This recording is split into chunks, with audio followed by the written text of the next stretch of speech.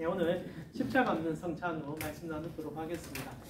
뒤에 이렇게 앉으시니까 정말 성도님들이 많아 보이십니다. 그러니까 거의 끝으로 있으니까 도망도 못 가시고 분위기가 좀 묘합니다.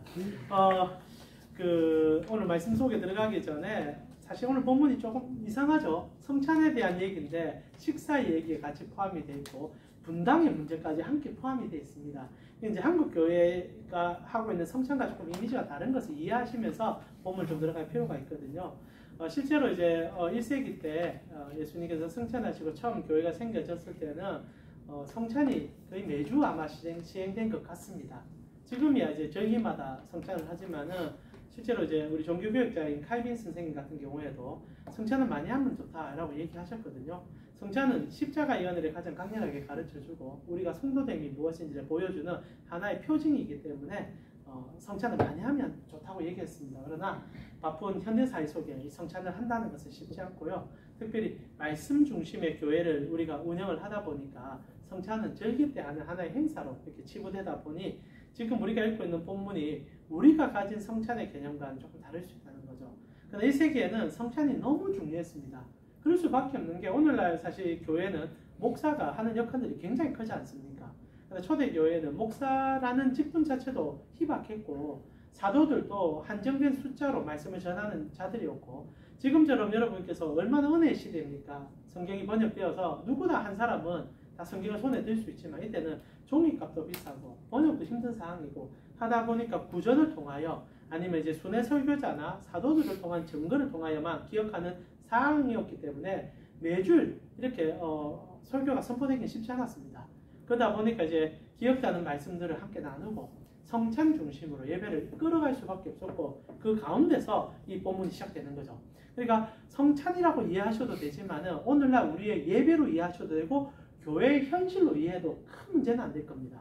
근데 이제 고린도 교회에 성찬 중심의 예배에 문제가 생긴 거예요. 분당이 생겼고 서로의 다툼이 생겼고 문제가 생겼다는 거예요. 누군가 떡을 더 많이 먹고 그리고 누군가 생생을 내는 자리가 있었다는 겁니다. 이것을 오늘 우리가 오늘날 우리의 현실로 끌어가면서 우리의 신앙을 다시 한번 점검해 보았으면 좋겠어요. 실제로 제가 개척을 하고 이전에 제가 부목사로 사역할 때와 다른 문제점들을 참 많이 느끼면서 있었던 가장 큰 어려움 중에 하나가 저희 교회 식당의 문제였었습니다. 교회에 여러 모임들이 있지만은 가장 큰 분란을 조성할 수 있는 모임이 저는 한 2개가 된다고 생각합니다. 첫 번째는 당회라고 생각을 해요. 당연히 아무래도 장로님들과 이제 목사님 모여서 교회 전체적인 행사를 이제 진행을 하시다 보니까 혹시나 우리 캠프 성교회 지체님들 중에 장로님이 계십니까? 아직은 없으시군요. 좋은 장로님 되기를 기도하겠습니다. 특히 장로님만 되시면 목사도 문제가 많지만은 장로님도 문제가 많아가지고 그런 당회라는 곳이 은혜가 참 넘치는 교회들은 참 좋은데 꼭 이렇게 개인의 사욕과 욕심이 또 있는 교회들은 당회의 가장 큰 문제점을 일으키죠. 당회라는 곳이 참 이렇게 어려움을 주고요. 또 두 번째로 교회 모임 중에 가장 이렇게 모이는 장소 중에 가장 어려움을 주는 것은 식당이라고 생각이 듭니다. 물론 이제 우리 보통 남성님들은 식당에서 봉사보다는 설거지를 대부분 많이 하시잖아요. 요리는 대부분 여성들이 한다고 좀 생각을 하는데 혹시나 여러분의 교회는 식당에 문제는 없으십니까? 다 이제 교회에서 요즘 밥 줍니까? 다들 밥 주는가요? 아니면 교회마다 또 사먹는 교회들 좀 있더라고요. 큰 교회들은 사먹는 교회들 있고 합니다. 저는 오늘 사먹는 교회가 낫다는 생각이 좀 들 때가 있어요. 왜냐하면 제가 하도 이제 개척하고 식당에서 큰 어려움을 당했기 때문에 저희 교회는 이랬습니다. 저희가 이제 처음 개척했을 때 같이 이제 개척을 독려해 주셨던 이제 가정들이 있으셔서 그분들 여성 이제 우리 여집사님들 2분씩 조를 짜가지고 세 팀이 이제 돌아가면서 교회 식당을 이렇게 운영을 하셨습니다. 그러다 보니까 이제 처음에 너무 좋았어요. 이렇게 2분이 이제 하시고 이제 우리 남자들이 또 설거지하고 이러면서 이제 서로 윈윈했는데 개척 교회다 보니까 식사를 할 때 이렇게 제공될 수 있는 재정의 금액이 한정이 있었습니다. 거기에 맞춰서 준비하면 되거든요. 반찬 한 2-3가지 그리고 이제 국 하나 이렇게 준비하면 되는데 이제 처음에 한 3-4개월은 괜찮은데 한 5-6개월 지나면서 이제 집사님들 사이에 묘한 경쟁이 생기기 시작하는 겁니다. 어느 밥이 더 맛있냐는 말이 우리 그 10몇 명 되는 이제 많아야 20명이 안 됐는데 사이에 말이 돌기 시작하니까 서로가 경쟁을 시작하는데 교회 재정이 만약에 뭐 한 주에 한 5만 원이 책정이 돼 있으면 제가 생각하기에 5만 원으로 먹을 수 없는 음식들이 나오기 시작한 겁니다. 뭐 갈비가 나오기도 하고 불고기가 나오기도 하고 처음에 이제 조금 놀랐어요. 그러나 제가 그때 너무 실수를 한 게 개인의 헌신으로 생각하고 그냥 뭐 그런가 보다 생각하는 겁니다. 먹는 입장에서 몰랐던 거죠. 그리고 저도 혀의 유혹에 너무 쉽게 넘어지는 목사이기 때문에 별 생각이 없었습니다. 그런데 식당 안에는 그것이 치열한 경쟁이었던 거죠. 어느 집사가 그거 하니까 또 다른 이제 뭐 몇 되지도 않는 집사님들끼리 다툼이 일어나고 이제 경쟁이 일어나고 하다 보니까 실제로 이제 서로 번아웃하기 시작한 겁니다. 말하지 않으면서 서로가 더 경쟁하면서 지쳐갔던 거죠. 그리고 한 1년 반 이 식사 봉사를 하시다가 이제 사실상 이제 직장 생활을 하는 한 집사님이 터져버린 겁니다. 도저히 나는 그렇게 못하겠다. 내 돈 쓰는 것도 힘들지만은 왜 이렇게 눈치를 봐야 되냐. 이거 한다고 해서 뭐 우리가 이거 하기 위해서 개척한 것도 아닌데 이렇게 터져 나온 겁니다. 그러다 보니까 다른 분은 교회를 위하여 헌신하고 봉사하는 게 뭐가 문제가 되냐. 아직도 너의 믿음이 약하기 때문이다. 이런 말이 나온 겁니다. 그러니까 이제 이 사실 여집사지만 가정이 붙어 있지 않습니까? 가정이 함께 들고 일어난 거예요. 거기다가 또 한 가정이 재정 문제까지 같이 이제 터지면서 교회는 2년차에 핵폭탄 같은 문제가 일어나고 결국 이제 사단 분열이 일어나서 다 도망가시듯 다 나가게 되셨습니다. 그리고 나서 제가 그 사건이 터졌을 때 이제 도발적으로 식당 운행을 안 했습니다. 이제 못하겠다. 이래 할 바야 그냥 라면 먹든지 김밥 먹자 이런 얘기 한 겁니다. 그러나 이게 용납이 안 된 거고 감정이 상하신 분들은 그게 더욱더 자기들을 기만한다고 생각했던 것 같아요. 그러면서 이제 문제가 좀 심각한 적이 있었습니다. 작은 교회이기 때문에 금방 드러난 것 같아요. 그러나 큰 교회는 사실 같은 문제인데도 익명성이 보장이 되고 그러다가 이제 자연스럽게 상처받아 떠나는 경우들이 많았던 것 같은데 그렇게 생각한다면 사실 돈 주고 밥 사 먹는 게 나을 수도 있고요. 아니면 아예 뭐 돈 주고 일을 하는 게 나쁘지 않겠다는 생각도 들지만은 그렇게 생각하면 또 그게 교회인가? 라고 질문하면 또 그게 너무 안타깝거든요. 사실상 섬겨주고 식탁의 교제는 진짜 교회 안에 중요합니다. 예수님께서도 사역의 3분의 1은 다 밥 먹는 사역이었거든요. 그래서 예수님 너무 좋아요. 네, 너무 좋아요. 늘 드셨어요. 그래서 오죽하면 바리새인들과 서기관들이 저 먹기에 탐하는 자라고 얼마나 삿대질을 했습니까? 왜냐하면 예수님께서는 이 밥상 공동체가 귀중하다는 것을 너무 잘 알았거든요. 우리가 밥을 먹을 때는 사실 내려온 놈도 있고 서로가 하나가 되는 자리가 있고 그리고 교제함을 통해 서로가 깊이 있는 자리로 나간단 말입니다. 그러나 그것이 인간의 욕심과 탐심과 잘못된 신학으로 변질되어 버리면 이것만큼 교회를 망치는 문제가 없다는 거죠. 사실 오늘 그런 문제로 우리 교회 이제 고린도 교회 문제로 들어가게 됩니다. 실제로 고린도 교회 아까 말씀드렸지만 성찬은 일상적인 문제였고 매주일 드리는 문제였었습니다. 그런데 이게 시간이 처음에는 문제가 안 됐어요. 바울이 사역을 처음에 시작하면서 성도들에게 바른 성찬을 가르쳐주고 성도들이 모여서 십자가의 사랑을 묵상하면서 성찬을 나눌 때는 문제가 안 됐는데 어느 시점부터 이것이 다른 본질로 변화됐다는 거죠. 여러분 초대교회의 성찬은 실제로 누군가가 섬겨줌을 통하여 이루어졌을 것입니다. 오늘 여러분의 교회들도 누군가 봉사하는 분으로 인하여 교회가 운영이 됩니다. 언제나 동일하지 않습니까? 한 10% 정도가 교회를 위해서 희생하시고 나머지 한 90%가 그 희생 속에서 헌신을 받습니다. 그게 나쁘다는 표현보다는 그 희생이라는 것이 너무 당연하다 인정될 뿐 아니라 그것을 통하여 무언가가 교회가 바라보고 그것이 하나의 자리로 인정될 때 문제가 생기거든요. 고린도 교회가 그 문제가 생긴 겁니다. 성찬을 나눴는데 1차적으로 당시에는 건물적 교회가 없었습니다. 지금이야 건물이 있기 때문에 여러분이 별 부담이 없을 거예요. 그러나 가정교회 하시는 교회도 좀 있죠. 가정교회 가장 큰 어려움은 한 사람이 여러 명을 위해서 내 가정을 희생해야 된다는 데 있습니다. 안 그렇습니까? 그래서 그게 사실 좀 어려울 수 있다고 생각을 해요. 너무 좋은 분위기고 그것이 너무 잘 되면 좋은데 실제로 어떻게 생각해보면 한 사람의 희생으로 여러 명이 함께 좋음을 누릴 수 있다는 거죠. 초대교회는 모든 교회가 가정교회였습니다. 건물교회가 아니었거든요. 그러니까 한 사람이 희생을 했던 거죠. 그러나 문제가 뭐냐. 당시에 로마 시대가 계급사회였고 그리고 가진 자와 가지지 못한 자의 빈부격차가 지금보다 더 혁격하게 나눠져 있는 곳에 그 공동체에게 자리를 허락해 줄 수 있는 사람들은 대부분 부자들이었습니다. 부자가 아니면 그런 공간을 활용하기 쉽지 않았을 거예요. 물론 꼭 부자라고 가정을 오픈하진 않았겠지만 자연스럽게 성도가 늘면 늘수록 공동체의 분위기는 넓어져야만 했고 그러다 보니까 많은 사람들이 모일 수 있는 부자들의 집으로 모인 거죠. 그리고 나아가 성찬을 준비합니다. 안식일에 모임을 하는데 안식일이 아니었죠. 처음에 안식일에 하다가 이제 주일날 모이기 시작합니다. 자, 당시 로마 사회에 지금처럼 주 7일, 주 5일이라고 쉬는 시스템이 형성이 돼 있었을까요? 아니죠.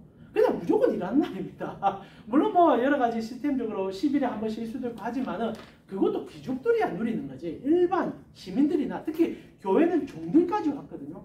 종은 쉬지 못하는 자들입니다. 자, 그렇다면 여러분 생각해 보십시오.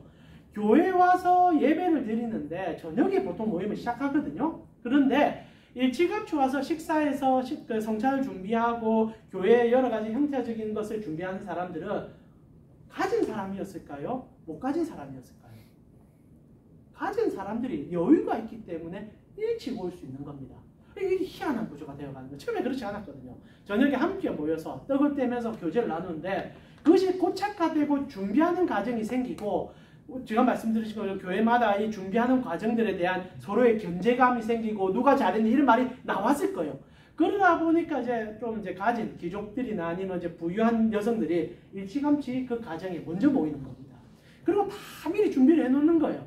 그러고 나서 저녁에 되면 이제 예배가 시작됩니다. 자, 그러면 아침부터 준비했던 그 분들은 배가 고플까요? 안 고플까요? 당연히 고프죠. 그럼 자연스럽게 밥이 먹어집니다. 그러면서 이제 이때는 성찬과 식사가 같이 병행이 되거든요. 그러다 보면 이제 떡을 먼저 떼는 겁니다. 그리고 먼저 이제 간소하게 성찬 같은 것도 할 수 있는 거죠. 근데 문제는 이제 성찬을 드리는데, 여러분 생각해 보십시오. 이게 정말 복합적인데, 그 가정에서 모이는데, 먼저 온 사람들이, 지금 우리의 분위기가 좀 다를 거예요. 여러분은 먼저 오면 뒤로 가시는데, 먼저 오신 분들이 앞으로 옵니다. 앞으로 오니까, 나중에 예배 이제 뒤늦게, 이제 예배 다 드리고 있는데 오실 수 있는 분들은 뒤에 앉을 수밖에 없는 거죠. 그래 되면 어떻게 됩니까? 이 뒤에 앉은 분들은 일상의 피곤함과 지침으로 예배드리는 분들인데 왔는데도 먼저 성찬이 시작되어 있고 떡은 벌써 앞에 분들 다 나눠 먹고 있는데 뒤에 분은 밥 한 번 얻어 먹을 수 없는 성찬의 참여 자체도 안 되는 이런 일들이 생겨버렸다는 거죠. 근데 이게 너무 익숙해져 버린 겁니다. 그러면서 자연스럽게 먼저 와서 헌신해, 먼저 와서 봉사해. 그러니까 교회가 오히려 뒤에 온 사람들은 내가 봉사에 늦었기 때문이구나. 내가 조금 더 와서 희생하지 못했기 때문이구나. 이런 생각을 가지든지 아니면 분노를 가지든지. 그래서 오늘 성찬 문제가 단판 문제로 모사되는 게 거기 있습니다. 그러다 보니까 교회 안에 가진 사람들과 가지지 못한 사람과 먼저 온 사람과 먼저 오지 못한 사람 그리고 일하는 사람과 그리고 생활을 누릴 수 있는 사람 사이에 경계가 생긴 거예요. 그리고 그것은 치열한 접점이 생겼고 그런데 그 접점 속에 터져 나오는 말은 너그만 먹냐 이거죠. 너그만 입이냐 이겁니다. 사실 다른 문제보다 먹는 문제에 마음 상할 때 참 많잖아요. 그 문제가 복합적으로 이제 초대교회 안에 일어났다는 거예요. 그러나 이것이 단순히 성찬 문제만 우리가 인지할 게 아니라 오늘날 우리 현대교회도 이 문제는 여전히 달고 있습니다. 성찬을 빗대었지만 교회가 여러 가지 상황 속에서 암묵적으로 조직화되어 있고 균형한 여러분 분리가 형성되어 있으며 교회의 여러 가지 환경으로 인하여 직분 자체가 우리가 생각하는 세상적 가치처럼 인지될 때가 있는 것 같다는 거죠. 여러분의 교회는 어떻습니까? 여러분의 교회는 선거를 할 때나 아니면 봉사를 할 때나 그리고 여러분이 여러 가지 행사를 참여할 때 이런 조직적인 문제나 서로 다툼이 있는 교회입니까? 없는 교회입니까? 저는 없는 교회들이 많다라고 생각하고 싶지만 실제로 제가 접해봤을 때 그런 다툼과 분노로 인하여 교회가 많이 힘들고 어려워진 모습들을 많이 보았습니다. 나아가 그런 것들을 동력으로 이끌어서 교회가 성장하기를 바라고 희생하고 헌신함을 통하여 잘했다 칭찬해 주므로 교회가 더 잘 되기를 바라는 모습들이 많았다는 거죠. 그러면서 교회는 역효과를 이끌어가는 겁니다. 실제로 여러분 성도님들 가운데 교회에 올 때 고민하시는 분들이 참 많은 것 같아요. 이 교회 왔을 때 내가 헌금해야 되는 부분이나 아니면 봉사하는 부분에 대해서 고민하고 걱정하면서 교회에 대해서 그런 가치로 인지하여 나아가는 분들이 제법 많은 것 같아요. 그러나 그런 생각이 들게 하는 자체가 실제로 문제 아닐까요? 여러분 교회를 왜 가십니까? 저는 예수님 만나라고 생각한다. 예수님 만나러 간다고 생각하거든요. 근데 어느 순간부터 교회가요. 예수님 만나는 게 아니라 다른 공동체에 그리고 다른 행사에 다른 영향력 안에 내가 그것을 통하여 누림이 중요하게 느껴지는 것 그것이 중심이 되지 않느냐 질문하고 싶은 거예요. 실제로 여러분 교회를 찾고 교회 예배드리고 교회 나아갈 때 여러분의 가치의 가장 중심이 뭡니까? 이 교회에 있으시는 이유 중에 가장 중요한 게 뭡니까? 아마 여러분 속에 많은 생각이 있겠지만 당연히 FM적으로 우리가 얘기한다면 하나님의 말씀이 되겠죠. 바른 말씀, 예수 그리스도의 십자가를 우리에게 온전히 전해주는 말씀이 되어야 하는데 실제로 그것이 중요한 가치고 그리고 나서 이것과 함께 다른 가치들도 중요할 수 있다고 생각합니다. 그러나 진짜 여러분 만약에 이 가치의 십자가의 은혜에 선포되는 말씀의 가치와 다른 가치가 함께 병행될 때 여러분은 어떤 가치를 포기하고 십자가의 가치를 붙잡을 자신 있으십니까? 제가 느끼기에 오늘날 우리의 시스템이 형성된 교회들은 사실 십자가의 가치가 조금 덜해도 다른 공동체나 그리고 시스템이나 행사들이 잘 돼 있으면 그 교회 가치가 나에게 굉장히 중요한 가치로 느껴질 것 같습니다. 그러면 고린도 교회 같은 문제가 생기기 시작해요. 십자가의 복음이 가장 중요하지 않은 교회, 그리고 예수 그리스도의 흔적을 무엇보다 중요하게 여기지 않는 교회, 그 교회가 아무리 좋은 모임이 있고 성도의 교제가 있고 성도의 사랑이 있어 보일지라도 그 교회는 어느 날 큰 문제를 분명히 유발한다는 거죠. 그런 가치 속에서 사실 성찬의 첫 의미가 너무너무 중요하다는 겁니다. 사랑하는 우리 캠프 성교 지체 여러분, 성찬을 드리는 것은 먹는 데 있습니까? 실제로 성찬을 왜 하는 겁니까? 오늘 교회 시스템도 같이 생각해 봅시다. 여러분 성찬의 주된 목적이 뭘까요? 이걸 우리가 좀 가치를 잘 잡아야 되는데 그 당시에 1세기 때 교회에 아마 포커스는 먹는 데 있었던 것 같아요. 왜냐하면 성찬은 떡을 떼어서 먹고 그리고 포도주를 마시는 행위가 들어가서 먹고 마심을 통하여 주님과 일체를 경험하는 것이 중요했기 때문이겠죠. 먹는 행위에 포커스를 맞췄단 말입니다. 그런데 예수님께서 성찬할 때는 먹는 행위도 중요하지만 더 중요한 것에 포커스를 맞췄다는 것을 교회가 잊어버린 것 같아요. 그러니까 교회가 엉뚱하는가 하는 겁니다. 먹는 가치라는 거 중요합니다. 공동체 가치와 같다고 볼 수 있어요. 식사라는 말이, 가족이란 말이 뭐고 식구란 말이 뭡니까? 음식을 나누는 공동체란 뜻 아닙니까? 식구됨은 중요하죠. 그러나 성경에서 말하는 가치는 이 성찬의 가치는 식구됨을 위하여 무언가를 하는 가치라는 거죠. 실제로 오늘 본문에도 같은 표현이 나오는데 제가 여러분과 설교할 때도 고난주간에 한번 나눴는데 예수 그리스도께서 성찬을 처음 제정하실 때 마태, 마가, 누가라고 부르시는 공간복음에 이 얘기를 동일하게 전할 때 핵심 단어 두 가지가, 동사 두 가지가 등장을 합니다. 제가 한번 읽어드릴게요. 한번 들어보십시오. 예, 마태복음 26장 26절에 그들이 먹을 때에 예수께서 떡을 가지사 축복하시고 떼어 제자들에게 주시며 이르시되 받아 먹으라 이것은 내 몸이다 이렇게 얘기합니다. 그리고 마가복음 14장 22절에 그들이 먹을 때에 예수께서 떡을 가지사 축복하시고 떼어 제자들에게 주시며 이르시되 받으라 이것은 내 몸이다 하셨습니다. 그리고 누가복음 22장 19절에도 똑같은 말이 약간 단어씩 다른데요. 또 떡을 가져 감사기도 하시고 떼어 그들에게 주시며 이르시되 이것을 너희를 위하여 주는 내 몸이라 너희는 이를 행하여 나를 기념하라 얘기했습니다. 자, 말은 서로 좀 바뀌는데 여러분 들었을 때 변하지 않는 두 단어가 있습니다. 동사 두 개가 있어요. 혹시 귀에 들어오셨습니까? 예, 뭐 얘기하셔도 됩니다. 틀려셔도 상관없습니다. 얘기하셔도 됩니다. 받아 먹으라. 받아 먹으라. 예, 그것도 중요한 단어죠. 동사죠. 먹으라. 동사가 들어갑니다. 또 뭐가 있습니까? 또 하나가 더 있습니다. 먹는 게 제일 중요하죠. 그래서 한국교회 먹는 데 집착합니다. 그러나 또 더 중요한 게 있습니다. 예? 뭐라고요? 기억하라, 기념하라. 기억하라, 기념하라. 뭐 같은 표현이지만 좀 말이 다 바뀝니다. 근데 안 바뀌는 단어가 있어요. 동사 중에. 먹으라 하고 또 하나가 있습니다. 그렇죠. 떼어라. 그거는 여러분과 이 고린도 전서에도 똑같아요. 성찬에는 먹는 것과 떼는 행위가 함께 들어갑니다. 그러니까 생각을 해보세요. 예수님께서 첫 성찬을 할 때는 핵심적으로 먹이는 것도 중심하지만 떼는 데 있었어요. 떡을 본인이 예수 그리스도께서 찢으셨어요. 찢어서 먹여주셨거든요. 이게 성찬이었다는 겁니다.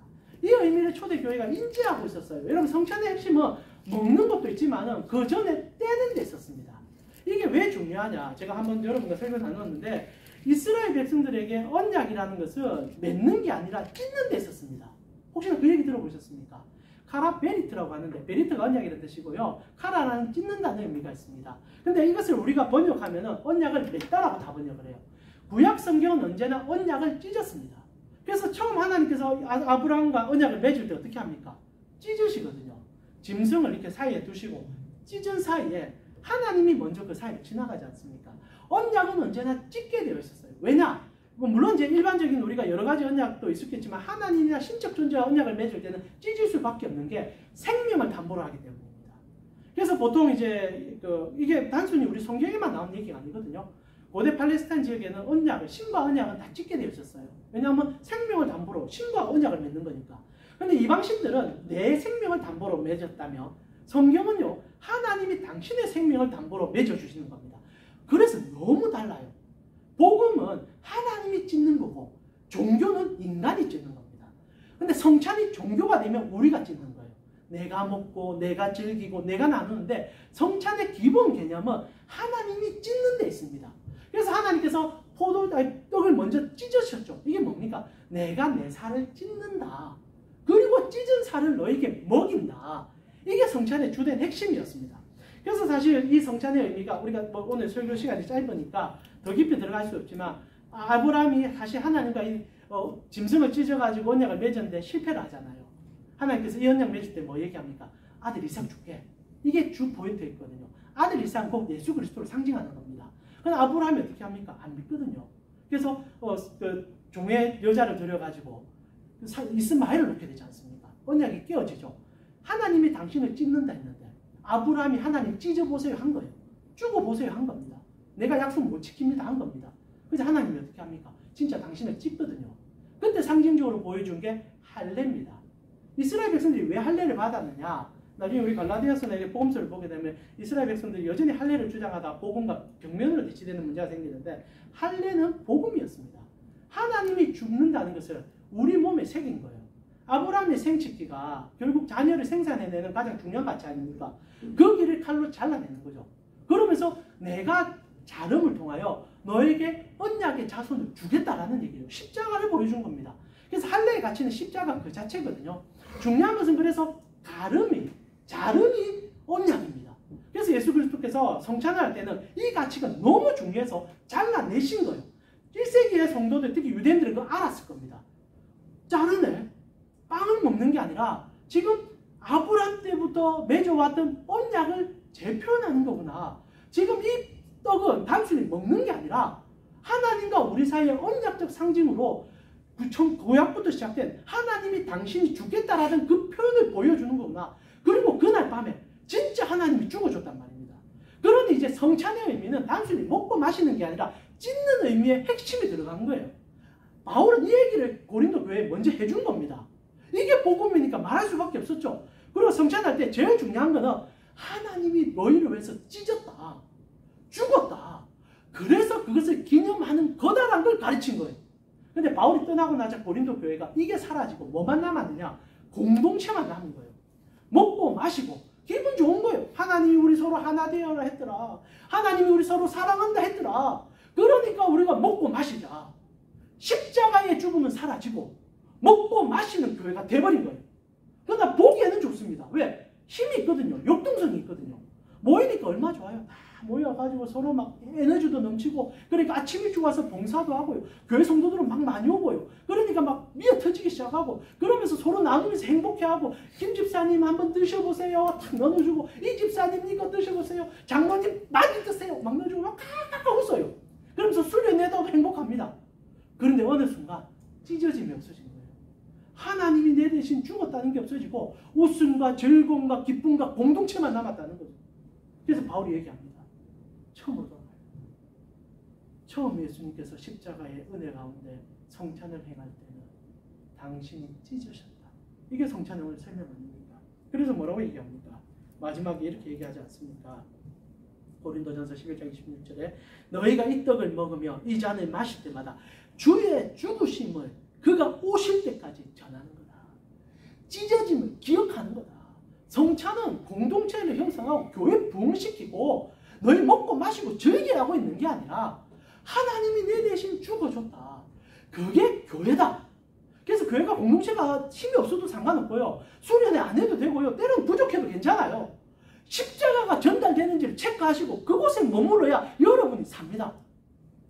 여러분이 살아요. 그래서 바울이 오늘 십자가를 얘기한다는 거죠.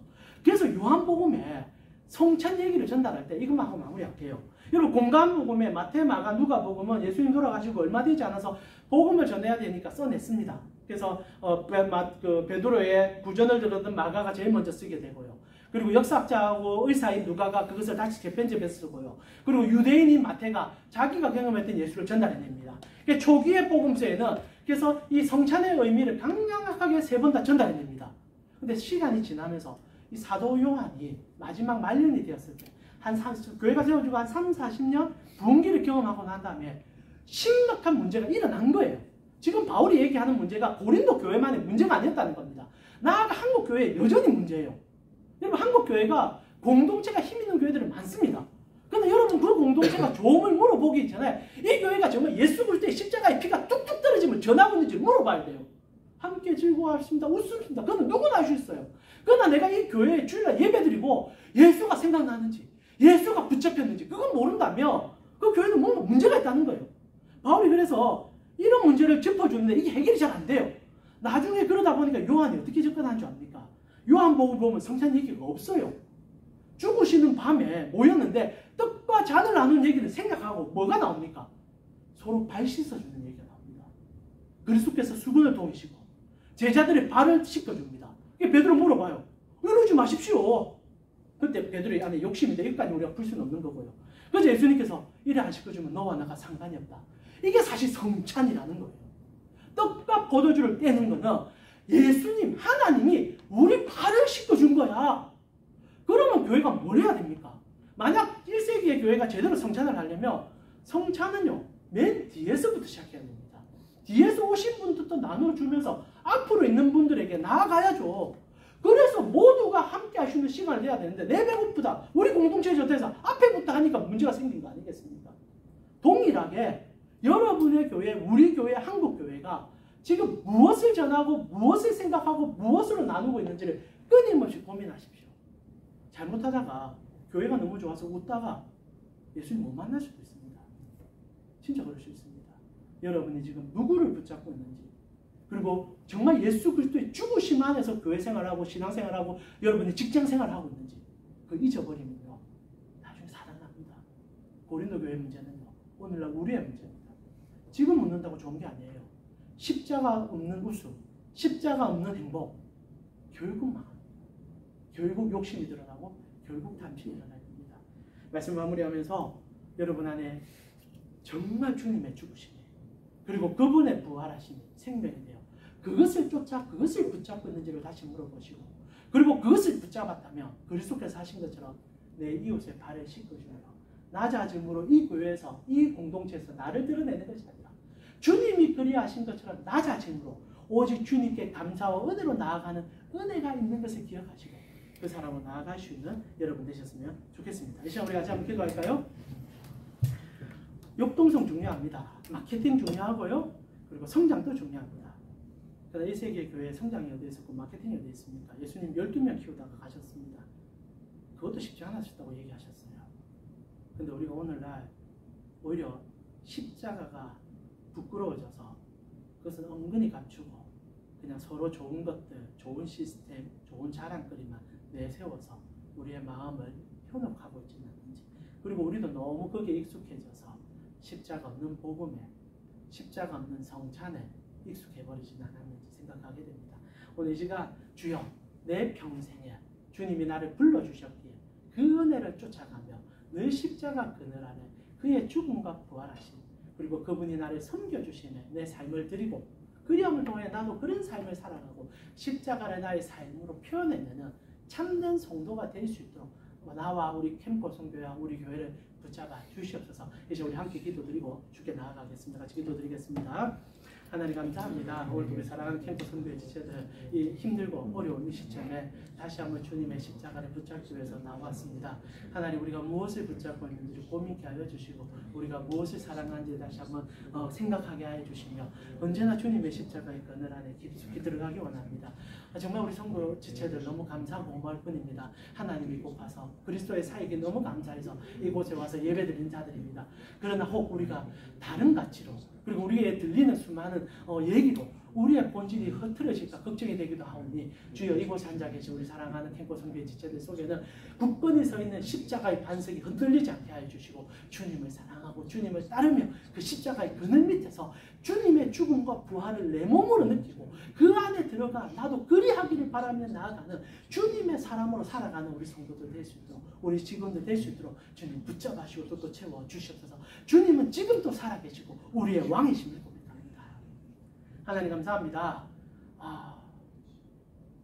감사합니다. 정말 감사합니다. 주님 이렇게 너무 바쁜 우리 정말 이 캠프 성교회 우리 지체들 근데도 이렇게 십자가를 다 나눌 수 있게 해주셔서 너무 감사하고 우리의 복음이 무엇인지를 다시 생각해 해주셔서 너무 감사합니다.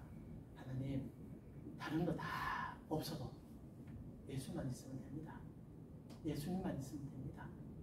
그 마음이 변치 않기를 그 마음으로 살아갈 수 있도록 때로는 수많은 유혹과 수많은 생각과 세상이 주고하는 가치에 눈이 돌아가기도 합니다.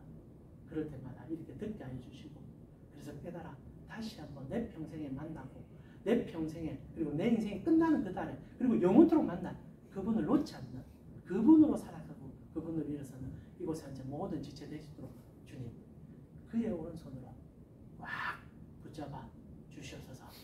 지금은 우리 주 예수 그리스도의 은혜와 하나님 우리 아버지의 무한하신 사랑과 성령님의 감화감동 교통케 하심이 예수로 시작하여 예수로 끝내고 예수로 영원토록 살기를 원하는 캠코 성교의 지체들 머리 위에 지금부터 영원토록 함께 있을지어다. 아멘. 그럼 예수로 사시는 여러분 되길 바랍니다.